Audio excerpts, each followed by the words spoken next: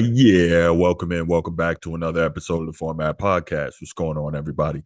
So, got a pretty interesting show for you here today. I'm going to talk some Kyrie Irving and the Dallas Mavericks, but mostly just Kyrie Irving. And before we get to that, you know what time it is.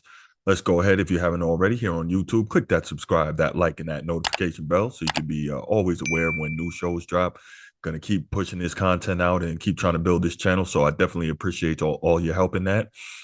If you want the audio only version of the podcast, please go to your audio podcast platform, open up the search bar, type in the Format Podcast, do a little search. We should come up. Go ahead and subscribe there. If you enjoy the content, please give us that 5-star review and also leave us a comment. All right. Comments are like lifeblood. We love that too. And again, all that stuff helps us rise in the algorithm, helps us find more sports fans, helps more sports fans find us.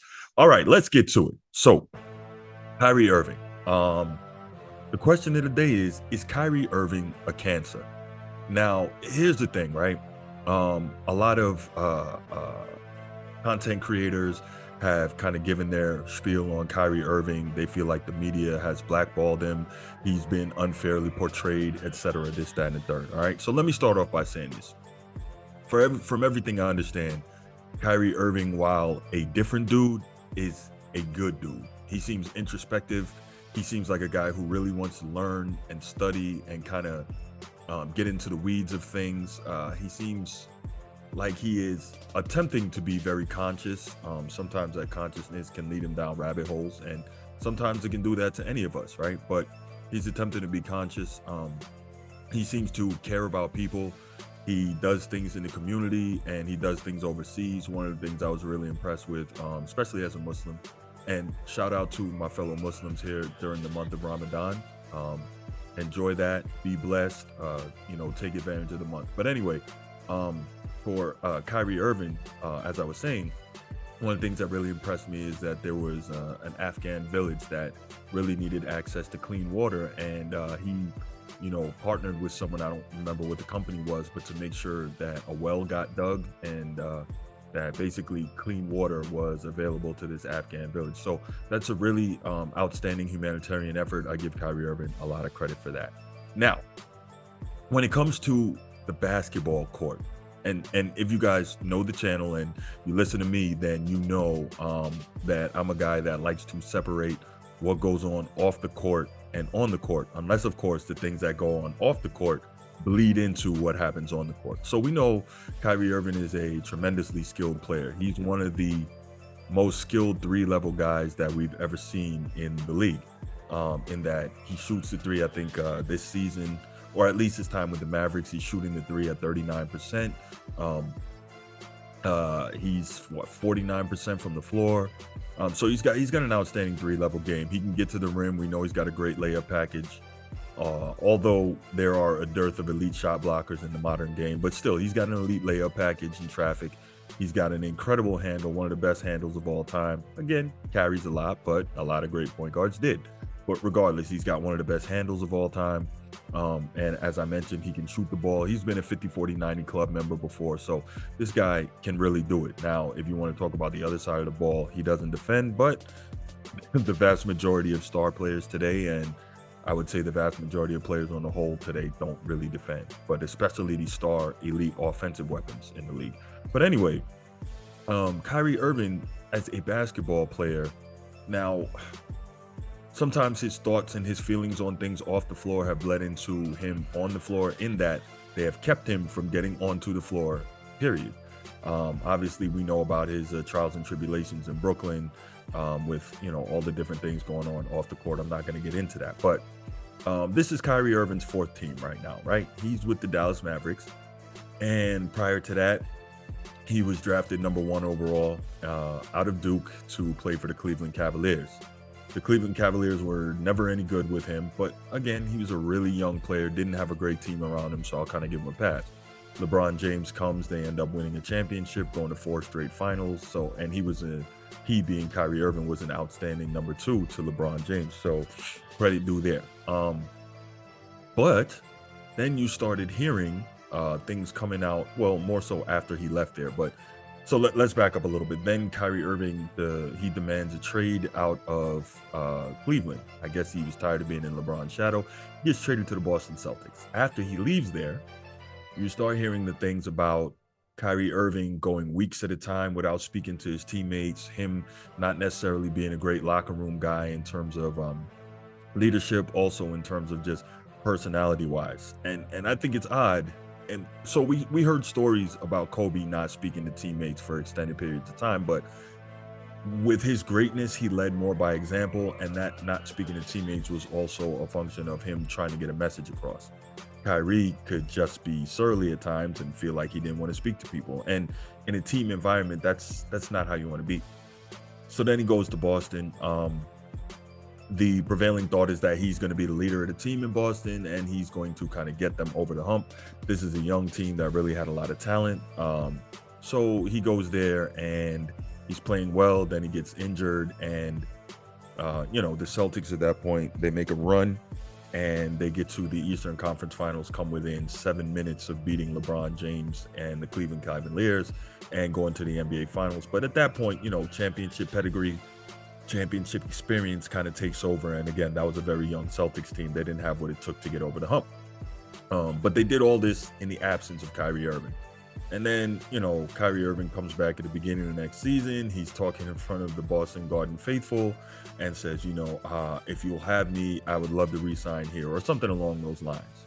Needless to say, we all know by now, Kyrie Irving did not stay in Boston. He ends up leaving, going to the Brooklyn Nets with his good friend, Kevin Durant. Now, the interesting thing about the Celtics is it was, again, reported after he left that he was problematic in the locker room. He wasn't good as a leader, which I thought was the whole point of him leaving Cleveland and going to Boston anyway, was him, getting a chance to lead his own team, him getting a chance to be the guy, him getting a chance to teach the youngsters what it takes to win, right? They were better without him. So then he moves on. And this is what I've heard. This is what was reported, that the stories out of that Boston locker room about Kyrie Irving are crazy. And so a lot of that stuff, the majority of that stuff hasn't been released, but what was said was like, you wouldn't believe it if you heard that stuff. So anyway, then he goes to Brooklyn. Kyrie Irving, Brooklyn Nets. He grew up a Nets fan in New Jersey, and this is obviously before the Nets moved to Brooklyn from New Jersey, but he was a Nets fan, so that was his thing. Kevin Durant allegedly was supposed to have gone to the New York Knicks, and then Kyrie Irving convinced him to go play for the Nets. Cool. So Kyrie Irving is there now with Kevin Durant. They're doing their thing. They end up pulling James Harden from Houston. James Harden comes. He's playing with the three of them. And then we have the pandemic, Kyrie's refusal to get vaccinated. And obviously at the time, especially in New York City, vaccination was a big deal. So if Kyrie wanted to play, he had to get vaccinated. He refused to do it. He also had other issues. He was so saddened and disheartened by the George Floyd killing and other social injustices that periodically he would need to take time off, and he just didn't feel like he could play. And I understand that for Kyrie and for many people, those social ills that took place in our country and even some overseas are a lot to handle and a lot to bear with, right? But a lot of us don't have the benefit of saying, well, we're not going to go to work. We're just going to we're going to stay back and really think about that or whatever it may be, right? So the thing is this, what I've always thought with Kyrie is he needs to be in a position where he understands that the wealth that he has accrued and the ability to help people in the way he can comes from his ability to bounce that basketball and put it in the hoop. That doesn't say that he can't have concerns outside of basketball. That doesn't say that he's just a basketball player, but his primary ability is as a basketball player, and that is what allows him to do the things he does and to have a voice for the voiceless, as he likes to say, and to be able to do things like building that well and getting the clean running water in the village in Afghanistan, et cetera, et cetera. That comes from his incredible ability with a basketball, and I think sometimes maybe he loses sight of that. So anyway, he gets into all this stuff. He gets suspended by the league after that, and the Nets, based on retweeting a link to a book that has anti-Semitic tropes in it, that was posted on Amazon.com. He retweeted the link. Again, this is all his intent to explore the world and explore himself and learn and expand his mind, and all that is great, but you're also, especially as a public figure, responsible for the things that you put out there that may affect other people. So you've got all that going on. And then eventually, after all that gets cleared up, he finally decides that he wants a 4-year max extension, and if the Nets don't give it to him, which they didn't, they gave him an offer, but the offer, was full of conditions, incentives. So they're telling him, hey, we'll pay you, but you need to do this, that, and that, A, B, C, and D, right? And he didn't like it, so he demands a trade, right? So that's his third team now. He demands a trade, and he ends up getting traded to the Dallas Mavericks. So now you've got a situation where the Brooklyn Nets have completely rebuilt and done so very quickly, and they are left. Their only player of note in terms of name recognition is Ben Simmons, and that's a whole different story. We're not even going to get into that. But Kyrie Irving now is in Dallas, and he and Luka Doncic haven't necessarily fit too well together. One, because neither plays defense. Two, because they're both extremely ball dominant guys. Now Kyrie's put up his numbers. He's averaging 27 and a half, 6 and 5, I believe. And those are outstanding numbers, right on par with, what Kyrie is capable of doing. But the thing now is, how is that affecting Luka? Let's hear some comments on from Luka Doncic in terms of how he's feeling this season playing the game of basketball. Yeah, it's really frustrating. I think you can see it with me on the court. Sometimes I don't feel it's me. I'm just being out there. I used to have really fun, smiling on court, but it's just been so frustrating for a lot of reasons, not just basketball. Okay, so clearly Luka, who has been one of the most fun-loving guys in the league since he's been here, is really feeling a kind of way. And I guess this is what kind of gets around to my basic premise of this show.